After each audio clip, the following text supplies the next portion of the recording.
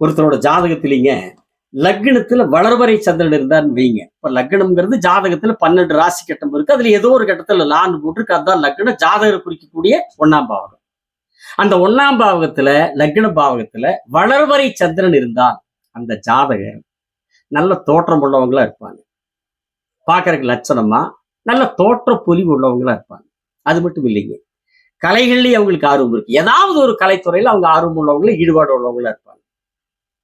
அதோட இன்னொன்னு பாருங்க, அந்த வளர்வரை சந்திரன் அந்த ஜாதகத்துல கெட்ட ஆதிபத்தி வாங்காம நல்ல ஆதிபத்தி வாங்கி லக்னத்தில் இருந்தாருன்னு வைங்க, அவர்கள் நல்ல செயல் திறன் உள்ளவங்களா, தன்னம்பிக்கை உள்ளவங்களா, செயலாற்ற உள்ளவங்களா, தலைமை பண்பு உள்ளவங்களா, ஆளுமை திறன் உள்ளவங்களா, விடாமுயற்சி உள்ளவங்களா இருப்பாங்க. நல்ல குணம் உள்ளவங்களாவும் இருப்பாங்க. இதை விட முக்கியமா என்னன்னு பார்த்துட்டீங்கன்னா, தெளிந்த மனம் உள்ளவங்களா இருப்பாங்க.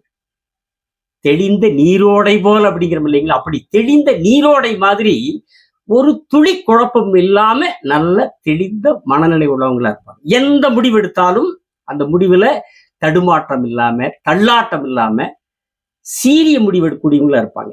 ஏன்னு கேட்டீங்கன்னா, சந்திர பகவான் மனிதனுடைய மனதிற்கு காரம் வைக்கிறவர் இல்லைங்களா. அது ஆணா இருந்தாலும் சரி, பெண்ணா இருந்தாலும் சரி, யாராக இருந்தாலும் அவங்களுடைய மனதிற்கு காரம் வைக்கிறவர் சந்திர பகவான். அந்த சந்திர பகவான் வளர்வரை சந்திரனாய் லக்னத்தில் இருக்கிற போது நல்ல தெளிவான மனநிலை உள்ளவங்களா இருப்பாங்க.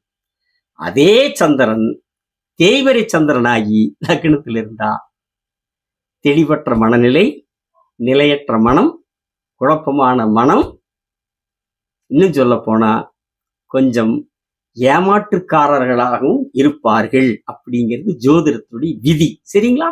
வணக்கம். தொடர்பு கொள்ள வேண்டிய எண் 78 45 170 353 7845 170 353. சரிங்களா?